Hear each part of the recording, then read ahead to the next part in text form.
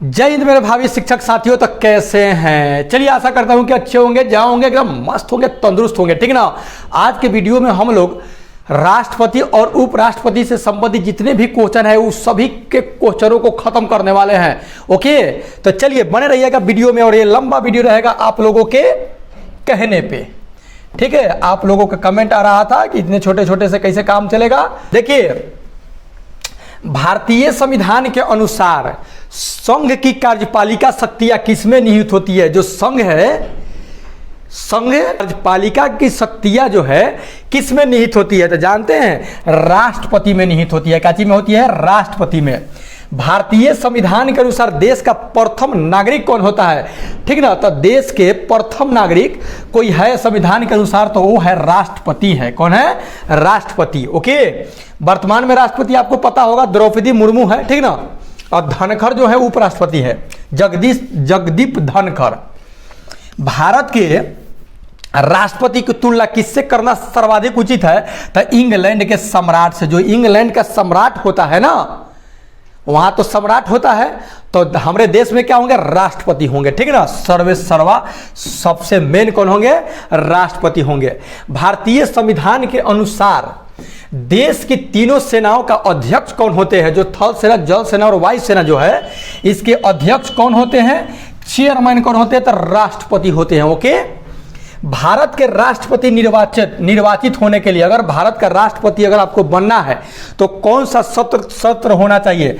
पात्र बनने के लिए न्यूनतम आयु कितनी है? कितना वर्ष का आपका उम्र होगा तब आप राष्ट्रपति बनने लायक होंगे? तब 35 वर्ष। कितने होने चाहिए? 35 वर्ष। राष्ट्रपति का निर्वाचन किस प्रकार से होता है? राष्ट्रपति का जो निर्वाचन होता है, वोटिंग जो होता है, राष्ट्रपति को चुना कैसे जाता है? तो अप्रत्यक्ष रूप से चुना जाता है। कैसे? अप्रत्यक्ष रूप से, इनडायरेक्ट रूप से चुना जाता है, ठीक है ना। राष्ट्रपति पद के निर्वाचन हेतु कौन सी पद्धति अपनाई जाती है? कौन सा सिस्टम से राष्ट्रपति पद का निर्वाचन होता है? तो समानुपातिक प्रतिनिधित्व एवं एकता संक्रमणीय मत पद्धति, ठीक ना।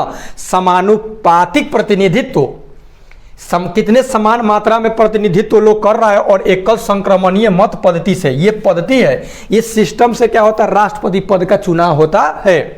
ऐसे ये बड़ा आंसर है, इसे आपको पता चल जाएगा ऑप्शन में देगा तो, ठीक ना। राष्ट्रपति पद के चुनाव संबंधित विवाद को किसे निर्देशित किया जाता है? अब देखिए, राष्ट्रपति से चुनाव संबंधित अगर कोई विवाद खड़ा हो गया तो वो विवाद को निर्देशित कौन करेगा? तो उच्चतम न्यायालय, एससी मतलब सुप्रीम कोर्ट। सुप्रीम कोर्ट इसका क्या करेगा? निर्देश करेगा, ठीक ना। राष्ट्रपति संबंधित कोई बात होगा तो राष्ट्रपति के चुनाव के लिए प्रस्तावक एवं अनुमोदकों की कम से कम कितनी संख्या होनी चाहिए? तब 50-50 होना चाहिए। कितना कितना होना चाहिए? 50-50 प्रस्तावक और 50 को अनुमोदक होना चाहिए। राष्ट्रपति पद के चुनाव संचालित किया जाता है, तो ये कौन करवाता है? राष्ट्रपति का चुनाव कौन करवाता है? तो ये निर्वाचन आयोग करवाता है। कौन करवाता है? निर्वाचन आयोग करवाता है, ठीक ना। राष्ट्रपति चुनाव संबंधित मामले किसके पास भेजे जाते हैं? राष्ट्रपति से चुनाव संबंधित जो भी मामला होता है वो आंकड़ा किसके पास भेजा जाता है? तो ये सुप्रीम कोर्ट यानी उच्चतम न्यायालय के पास भेजा जाता है। भारतीय संविधान में किस अनुच्छेद के तहत राष्ट्रपति के निर्वाचन से संबंधित विवाद का निर्णय जो उच्चतम न्यायालय द्वारा करने का प्रावधान है? कि अगर राष्ट्रपति का चुनाव हो रहा है, अगर उसमें मान लीजिए कि कोई निर्वाचन से संबंधित कोई विवाद खड़ा हो जाएगा, तो भाई वो संविधान में कौन सा आर्टिकल है, कौन सा वो अनुच्छेद है, ठीक है ना, जिसमें यह मतलब कि निर्णय लिया गया है कि यह काम कौन करेगा? उच्चतम न्यायालय उसका फैसला करेगा। अनुच्छेद 71 में ये बात लिखा गया है कि उच्चतम न्यायालय द्वारा वो प्रावधान किया जाएगा अगर विवाद कुछ होगा तो, ठीक ना। राष्ट्रपति पद के उम्मीदवारों का चुनाव प्रचार हेतु कितना समय मिलता है? कितना टाइम आपको मिलेगा कि इतने टाइम में आप क्या कीजिए? अपना प्रचार वर्चार कर लीजिए। आप उम्मीदवार है तो प्रचार उचार कर लीजिए, लोग जान जाएगा कि हाँ फलना उम्मीदवार है। तो 2 सप्ताह का मिलता है, मात्र 14 दिन का टाइम मिलता है। 14 दिन में ही पता चल जाता है कि कौन व्यक्ति क्या है, नहीं है, ठीक है। कौन व्यक्ति मतलब कि चुनाव लड़ रहा है। भारत के राष्ट्रपति का चुनाव कितने वर्षों के लिए होता है? अगर एक बार राष्ट्रपति का चुनाव हो गया तो उसके बाद वो कितने वर्ष तक ले रहेंगे? तो 5 वर्ष के लिए रहेंगे। कितने वर्ष के लिए? 5। फिर अगले 5 वर्ष के बाद चुनाव होगा और कोई दूसरे ही राष्ट्रपति बन जाएंगे। और यहाँ ऐसी नहीं है, ठीक है। अमेरिका में मात्र 2 ही बार कोई राष्ट्रपति बन सकता है, इतना कितना बार बन सकता है, कोई दिक्कत नहीं, अनलिमिटेड है।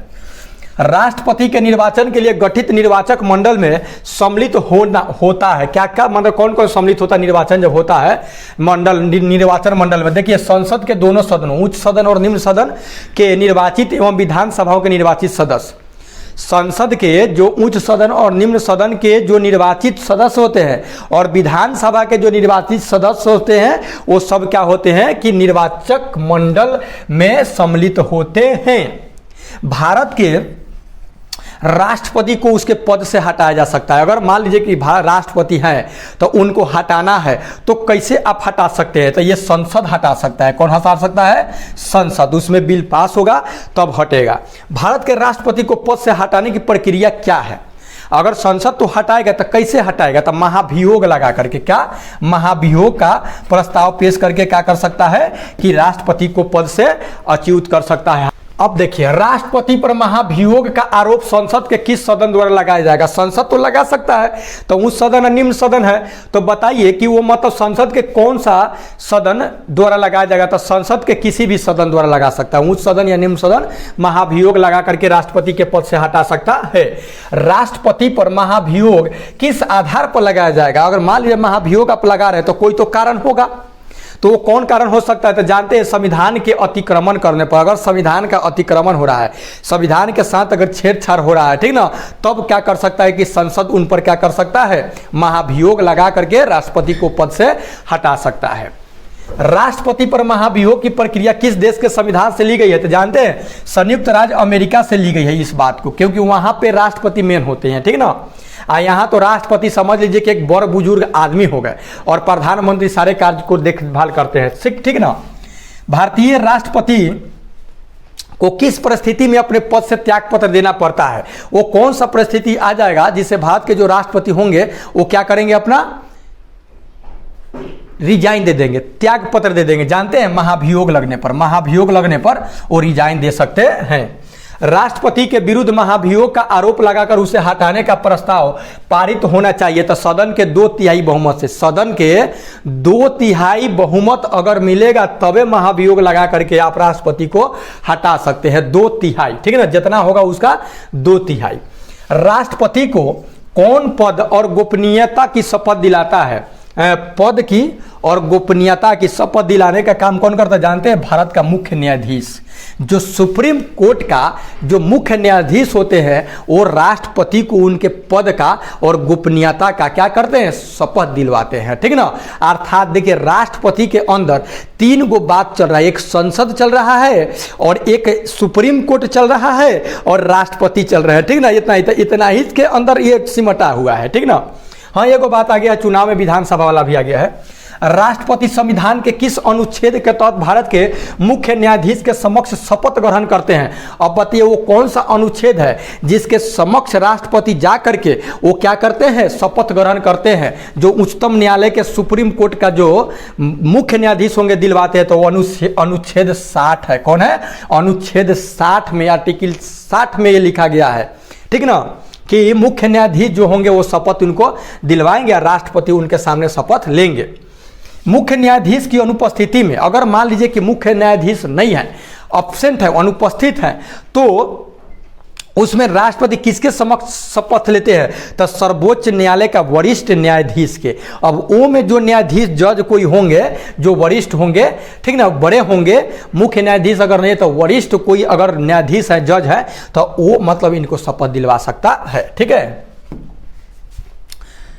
राष्ट्रपति अपना त्याग पत्र किसको सौंपेंगे? रिजाइन उनको देना है, तो महाभियोग अगर लग गया उन पर और रिजाइन देना है, तो ये महाभियोग लग गया, रिजाइन देना है, तो अपना त्याग पत्र किनको सौंपेंगे? जानते हैं, तो ये दे देंगे उपराष्ट्रपति को कि लीजिए आप ये रिजाइन पत्र लीजिए, रिजाइन लेटर आप रखिए, ठीक है ना, और जाइए अपना, चलिए हम पद खाली कर रहे हैं। ओके, आइए देखते हैं नेक्स्ट। पति को त्याग पत्र की सूचना उपराष्ट्रपति किसको देता है? जानते हैं, तो ये सूचना कि हाँ हमको राष्ट्रपति साहब क्या किए हैं कि हमको रिजाइन दिए हैं, ठीक ना। तो ये सूचना किनको देगा, तो लोकसभा अध्यक्ष को। लोकसभा अध्यक्ष जो स्पीकर होंगे उन्हीं को क्या करेंगे कि उपराष्ट्रपति जा करके कहेंगे कि ये तो कह रहे हैं कि हम नहीं रहेंगे, राष्ट्रपति का पद नहीं रहेंगे, अब लीजिए रिजाइन, ठीक ना। वो जा करके लोकसभा अध्यक्ष को दे देंगे, ठीक ना। यदि मृत्यु, त्याग पत्र अथवा हटाए जाने की स्थिति में भारत के राष्ट्रपति का पद रिक्त हो जाए तो उस पद का कार्यभार कौन संभालेगा, तो कौन संभालेगा, उपराष्ट्रपति का पहला मतलब कि पद रखा गया। जब राष्ट्रपति की मृत्यु हो गया या मान लीजिए कि उसको हटा दिया गया, वो चाहे त्याग पत्र दे दिए, तब उनका कार्यभार संभालने के लिए वर्तमान में काम कौन करेंगे, उपराष्ट्रपति। और बाद 6 महीना बाद फिर से चुनाव करा लिया जाएगा, ठीक ना। राष्ट्रपति जब मान लीजिए कि रिजाइन दे दिए उपराष्ट्रपति को, उपराष्ट्रपति जाके लोकसभा अध्यक्ष को बता दिए कि रिजाइन दे दिए, तो अब इस पद को कितने महीने में भर लिया जाएगा, तो 6 महीना में फिर चुनाव होगा और राष्ट्रपति का चुनाव हो जाएगा, राष्ट्रपति का पद भरा जाएगा। केंद्रीय मंत्रिमंडल के मंत्रियों की नियुक्ति कौन करता है। केंद्रीय मंत्रिमंडल के जो मंत्री होते हैं लोग, उनको नियुक्ति कौन करता है, कौन नियुक्त करता है, राष्ट्रपति ही करते हैं। भारत के राष्ट्रपति की मर्जी तक कौन अपने पद तक रह सकता है, तो राज्यपाल। भारत के राष्ट्रपति की मर्जी तक, जब तक चाहेंगे राष्ट्रपति तब तक, क्योंकि राज्यपाल को राष्ट्रपति ही नियुक्त करते हैं, ठीक ना। तो वो जब तक चाहेंगे तब तक राज्यपाल क्या कर सकते हैं, अपने पद पर रह सकते हैं। वित्त बिल के लिए किसकी पूर्व स्वीकृति आवश्यक है, कोई किसकी स्वीकृति चाहिए, तो भारत के राष्ट्रपति से आपको पहले पूछना पड़ेगा, वो स्वीकृति देंगे तब वित्त बिल पास होगा, ठीक ना। किसी भी अभियुक्त को, मान लीजिए कि कोई मुजरिम है, अगर वो मुजरिम है, अभियुक्त है, उसको फांसी की सजा को बदलने या कम करने का अधिकार किसे दिया गया। अगर मान लीजिए कि कोर्ट उसको सुना दिया कि फांसी का सजा, तो अब कौन व्यक्ति है जो उनको रोक सकता है, ठीक ना। तो वो राष्ट्रपति जो है ना उसको रोक सकते हैं, ठीक ना। राष्ट्रपति रोक सकते हैं कि बाद में मान लीजिए पता चल गया कि नहीं वो तो बच्चा आदमी निर्दोष है, कोर्ट ने क्या किया कि गलत से फैसला सुना दिया है फांसी का, तो वो राष्ट्रपति रोक सकते हैं। और लोकसभा एवं राज्यसभा में राष्ट्रपति द्वारा मनोनीत सदस्यों की कुल संख्या कितनी होती है। हाँ, राष्ट्रपति कितने सदस्यों को मनोनीत करके भेजते हैं, 14 को, ये खुद राष्ट्रपति भेजते हैं, ठीक ना। किस विधि के प्रश्न पर सर्वोच्च न्यायालय यानी सुप्रीम कोर्ट से परामर्श लेने का अधिकार किसको है, किसी विधि पर। कोई भी विधि बन रहा है, कोई भी कानून बन रहा है, तो कोई भी कानून बन रहा है तो प्रश्न पर सर्वोच्च न्यायालय के परामर्श लेने का अधिकार राष्ट्रपति को है, ठीक ना। सार्वजनिक महत्व, सार्वजनिक मतलब सभी लोगों के महत्व के किसी भी विषय पर राष्ट्रपति संविधान के किस अनुच्छेद के अंतर्गत सर्वोच्च न्यायालय से कानूनी परामर्श ले सकता है, तो अनुच्छेद 143 के तहत वो मतलब कि ले सकता है ऑर्डर, ठीक ना, परामर्श ले सकता है, ठीक ना। और परामर्श लेकर के मतलब कि राष्ट्रपति संविधान के किस अनुच्छेद के अंतर्गत सर्वोच्च न्यायालय से कानूनी परामर्श ले सकता है, कानून से संबंधी बात, ठीक ना, वो अनुच्छेद 143 के तहत। संसद का अधिवेशन, सोच करो, देखा का हाल बा। संसद का अधिवेशन बुलाने का काम कौन करता है, तो राष्ट्रपति संसद का अधिवेशन बुलाने का काम करते हैं, ठीक ना। भारत के राष्ट्रपति को कौन सहाय एवं मंत्रणा देता है, तो संघीय मंत्री परिषद, ठीक ना। सहाय और मंत्रणा जो देने का काम करते हैं संघीय मंत्री परिषद करते हैं। विदेशों को भेजे जाने वाला विभिन्न संसदीय प्रतिनिधि मंडलों के लिए व्यक्तियों का नामांकन कौन करते हैं, तो ये राष्ट्रपति ही करते हैं। कि मान लीजिए कि विदेश में अगर किसी को भेजा जा रहा है विभिन्न संसदीय प्रतिनिधि मंडलों के लिए, तो कौन इसका मंजूरी करेंगे, नामांकन कौन करेंगे, नामांकन करने का काम रहो राष्ट्रपति को। बताइए, इतना सारा काम है राष्ट्रपति का, मतलब इसलिए महामहिम नहीं ना है, इसलिए महामहिम नहीं ना है, प्रथम नागरिक नहीं बना दिया गया है। विदेशी देशों के सभी राजदूतों का कमिश्नरों के प्रत्यय पत्र किसके द्वारा प्राप्त किए जाते हैं, तो राष्ट्रपति ही प्राप्त करते हैं, ठीक ना। जो अलग अलग जो देशों का जो राजदूत होता है उसका कमिश्नर के जो प्रत्यय पत्र जो होता है उस पत्र को कौन स्वीकार करते हैं, राष्ट्रपति। भारत के राष्ट्रपति किस विधेयक को पुनर्विचार के लिए नहीं लौटा सकते हैं, तो धन विधेयक को। धन विधेयक अगर पास हो रहा है तो उसको पुनर्विचार के लिए लौटाएंगे नहीं, पुनर्विचार मतलब दोबारा विचार करने के लिए, ठीक ना। आगे देखिए, यदि राष्ट्रपति द्वारा किसी विधेयक को पुनर्विचार के लिए लौटाया जाता है तो वह किस वीटो का प्रयोग करता है। अगर मान लीजिए कि लौटा भी रहे हैं तो निलंबनकारी वीटो, वो कौन वीटो होगा, वो पावर कौन होगा, निलंबनकारी। भारत के राष्ट्रपति किस सूची के विषय पर अध्यादेश जारी कर सकता है, तो संघ एवं समवर्ती सूची पर, राष्ट्र सूची पर नहीं, संघ सूची और समवर्ती सूची पर भारत के राष्ट्रपति क्या कर सकते हैं, अपना अध्यादेश जारी कर सकते हैं, ठीक ना। क्या संघ सूची और समवर्ती मतलब समझ रहे, संघ और राज्य के दोनों का मतलब जब लड़ जाता है, ठीक ना, तब वहां पे मतलब कि राष्ट्रपति इस सूची पर क्या करेंगे, अध्यादेश जारी करेंगे। ओके, आगे देखेंगे। सारा आज खत्म कर देंगे, आज भागिएगा मत। कितने मिनट का वीडियो हुआ? 15 मिनट के। भारत के राष्ट्रपति किस सूची के विषय पर अध्यादेश जारी नहीं कर सकते हैं? तो राज्य सूची पर, संघ सूची और समवर्ती सूची पर अपना विधेयक मतलब विषयों पर अध्यादेश जारी कर सकते हैं, लेकिन राज्य सूची पर नहीं। जब कोई विधेयक संसद द्वारा पारित हो जाता है तो राष्ट्रपति को अधिकार है कि वह उसे पुनर्विचार के लिए वापस भेज सकता है, ठीक है ना। राष्ट्रपति को यह अधिकार है कि आप उसे पुनर्विचार के लिए भेजेंगे कि देखो इसको बढ़िया से विचार करो, हमको सही नहीं लग रहा है। भारत के राष्ट्रपति संसद के दोनों सदनों को, उच्च सदन और निम्न सदन को प्रथम सत्र के प्रारंभ में कब संबोधित करते हैं? तो लोकसभा के लिए प्रत्येक आम चुनाव के बाद एवं प्रति वर्ष, हर साल, और आम चुनाव के बाद, लोकसभा के प्रत्येक वर्ष जो आम चुनाव होगा और उसके बाद प्रति वर्ष, ठीक ना। राष्ट्रपति सर्वोच्च न्यायालय के न्यायाधीशों की नियुक्ति संविधान के किस अनुच्छेद के अंतर्गत करते हैं?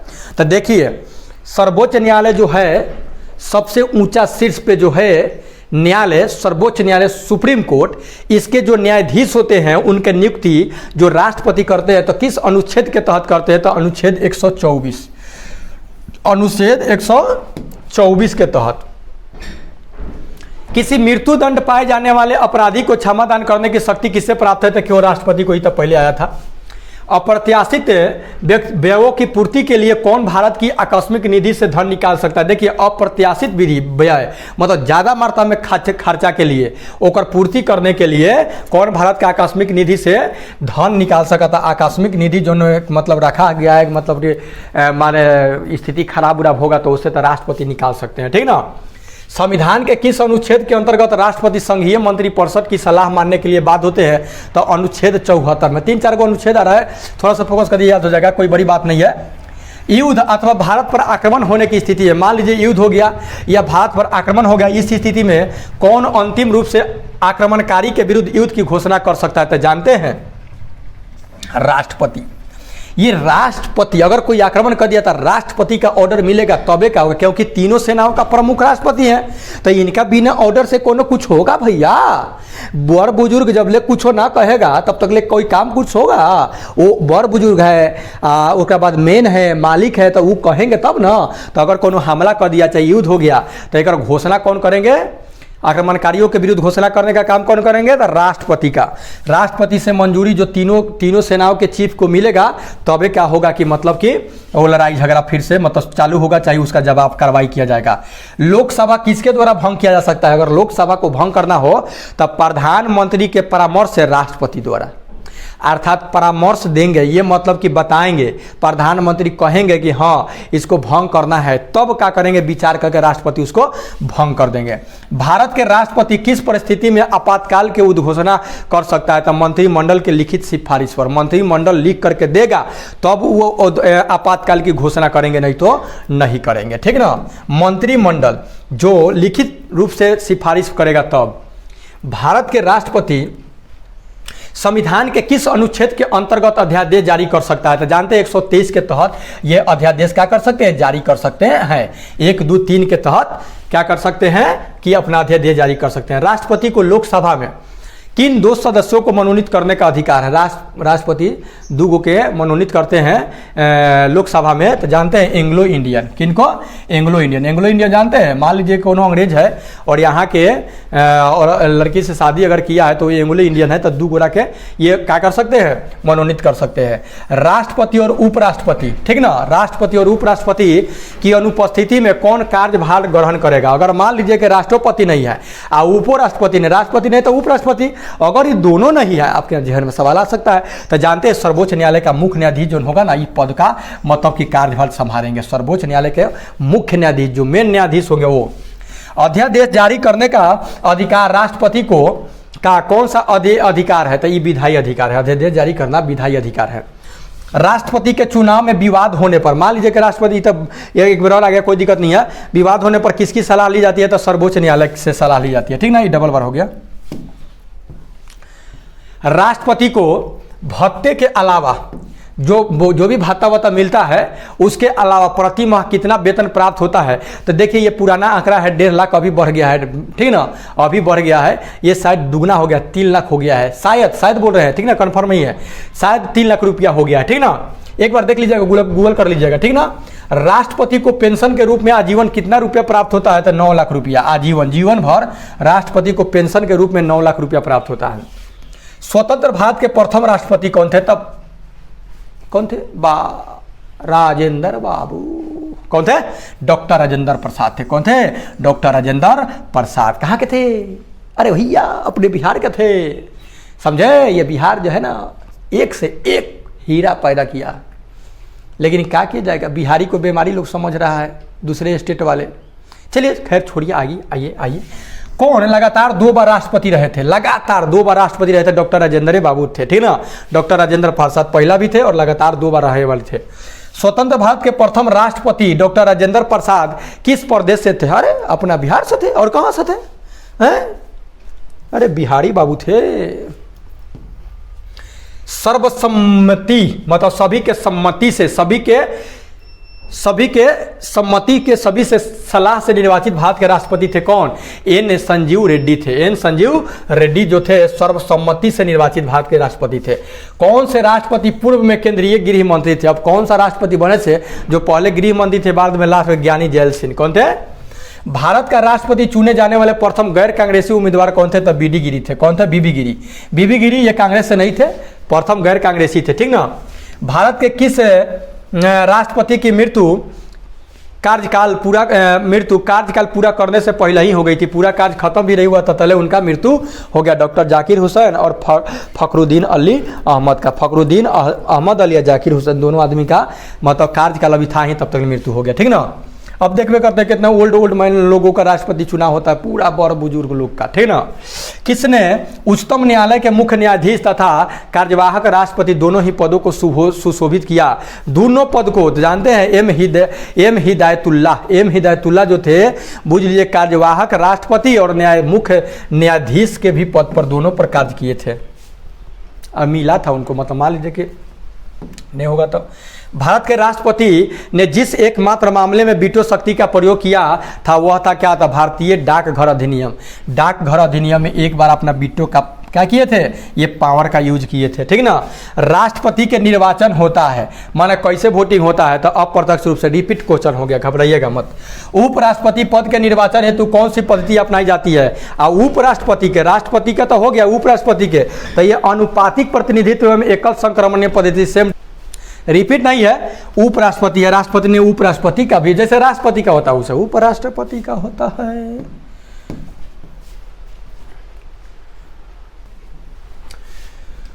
उपराष्ट्रीय, अब देखिए राष्ट्रपति वाला मामला खत्म हो, उपराष्ट्रपति वाला जानते चलेंगे हम लोग। उपराष्ट्रपति के निर्वाचन हेतु उम्मीदवार की न्यूनतम आयु जगह 35 उनमें था, राष्ट्रपति का, उपराष्ट्रपति का भी 35 वर्ष। उपराष्ट्रपति पद के उम्मीदवार के नामांकन को निर्वाचन मंडल के कम से कम कितने सदस्यों के द्वारा प्रस्तावित करना चाहिए था? 20 को, कम से कम कहो 20 को प्रस्तावित करेगा तो उपराष्ट्रपति का निर्वाचक होगा, ठीक ना, निर्वाचक मंडल द्वारा। उपराष्ट्रपति पद के उम्मीदवार के नामांकन को निर्वाचन मंडल के कम से कम कितने सदस्यों का अनुमोदन प्राप्त होता है? तो 20। अब एक क्वेश्चन को रिपीट कर दिया है बे, कैसे टाइपिंग करता है बे। उपराष्ट्रपति का प्रावधान कहाँ के संविधान से लिया गया है? राष्ट्रपति वाला भी तो संयुक्त राज्य अमेरिका से, और उपराष्ट्रपति का मामला संयुक्त राज्य अमेरिका से लिया गया। उपराष्ट्रपति के निर्वाचन में निर्वाचक मंडल के सदस्य होते हैं, संसद के सभी सदस्य होते हैं, संसद के सभी सदस्य होते हैं। उपराष्ट्रपति किसका पदेन अध्यक्ष होता है? हाँ, उपराष्ट्रपति तो राज्यसभा के, किसका होता है? राज्यसभा के ये पदेन अध्यक्ष होते हैं, ठीक ना, पद का अध्यक्ष होते हैं। उपराष्ट्रपति पद के चुनाव संबंधित विवाद को किसे निर्देशित किया जाता है? तो सर्वोच्च न्यायालय को। राष्ट्रपति वाला में भी, इनमें भी सर्वोच्च न्यायालय। उपराष्ट्रपति के चुनाव में कौन कौन मतदान करता है? तो लोकसभा और राज्यसभा के सभी सदस्य, लोकसभा और राज्यसभा के सभी सदस्य क्या करते हैं कि वोटिंग करते हैं, ठीक ना, मतदान करते हैं तो उपराष्ट्रपति बनते हैं। उपराष्ट्रपति के कार्यकाल की अवधि कितने वर्ष की होती है? तो 5 वर्ष की। राष्ट्रपति के जितना होता है उपराष्ट्रपति के। उपराष्ट्रपति को पद की गोपनीयता की शपथ कौन दिलाता है? तो राष्ट्रपति। याद रखिएगा, राष्ट्रपति को दिलाता है सुप्रीम कोर्ट के मुख्य न्यायाधीश, और उपराष्ट्रपति को दिलवाते हैं राष्ट्रपति। उपराष्ट्रपति अपना त्याग पत्र किसे सौंपते हैं? मान लीजिए कि उनको सौंपना होगा तो राष्ट्रपति को, राष्ट्रपति सौंपते हैं उपराष्ट्रपति, और उपराष्ट्रपति राष्ट्रपति। बाबा उपराष्ट्रपति को किसके समतुल्य वेतन मिलता है? तो लोकसभा अध्यक्ष, जो लोकसभा का अध्यक्ष होते हैं स्पीकर, उनका जितना मतलब पैसा होता है उतना उपराष्ट्रपति को पैसा मिलता है। उपराष्ट्रपति को उसके कार्यकाल की समाप्ति के पूर्व पद से हटाने का अधिकार किसको है? हाँ, संसद चाहेगा तो हटा सकता है, संसद चाहेगा तो हटा सकता है। उन पर महाभियोग के द्वारा भारत के उपराष्ट्रपति को पदच्युत मतलब कि पद से हटाने का प्रस्ताव प्रस्तावित किया जा सकता है केवल राज्यसभा में, केवल राज्यसभा में। ओ में कौनो, ओ में उस सदन या निम्न सदन दोनों में से कौनो, आए में खाली राज्यसभा। उपराष्ट्रपति अपने मत का प्रयोग करता है मतों के बराबर रहने की स्थिति में। हाँ, उपराष्ट्रपति अपना वोटिंग का प्रयोग कब करेगा? जब मत बराबर रहने की स्थिति में, ठीक ना, मत बराबर होगा तब क्या करेगा कि वो अपना मत का प्रयोग करेगा। भारत के प्रथम उपराष्ट्रपति कौन थे? तो सर्वपल्ली राधाकृष्णन थे, doctor S Radhakrishnan, doctor Sarvepalli Radhakrishnan. Rajendra Babu पहला प्रधानमंत्री थे, अबे राष्ट्रपति थे। किसने 2 पूर्ण अवधियों के लिए भारत के उपराष्ट्रपति पद को संभाला था? तो डॉक्टर एस राधाकृष्णन और डॉक्टर हामिद अंसारी उपराष्ट्रपति के पद को संभाले थे। किस एकमात्र उपराष्ट्रपति की मृत्यु के पद पर आसीन रहते हुए हो गई? राष्ट्रपति तो 2 आदमी थे, डॉक्टर जाकिर हुसैन अब्दुल्ला थे, लेकिन इनमें जो है, इनमें कौन है उपराष्ट्रपति में? कृष्णकांत की मृत्यु हो गया उपराष्ट्रपति पद पर रहते। किस उपराष्ट्रपति ने राष्ट्रपति पद के लिए निर्वाचन में भाग लेने के लिए अपने पद से त्याग पत्र दे दिया था? लीजिए, बीबी गिरी। कौन थे? बीबी गिरी जो थे ना, राष्ट्रपति पद के लिए निर्वाचन के लिए उपराष्ट्रपति पद से त्याग पत्र दे दिए थे, ठीक ना, रिजाइन। भारतीय संविधान में किस अनुच्छेद में उपराष्ट्रपति का पद निर्धारित किया गया है? तो यह किया गया है 63 में। किस में किया गया है? 63 में किया गया है, ठीक ना। तो देखिए, ये था आपका राष्ट्रपति और उपराष्ट्रपति से इतना सारा क्वेश्चन। अच्छा से देख लीजिएगा ना, तो राष्ट्रपति उपराष्ट्रपति से एक भी क्वेश्चन आपसे छूटने वाला नहीं है। मिलते हैं नेक्स्ट वीडियो में, तब तक take care and goodbye. अगर वीडियो अच्छा लगे तो वीडियो को लाइक कीजिए, चैनल को सब्सक्राइब, बेल आइकन को जरूर प्रेस कर रहे हैं।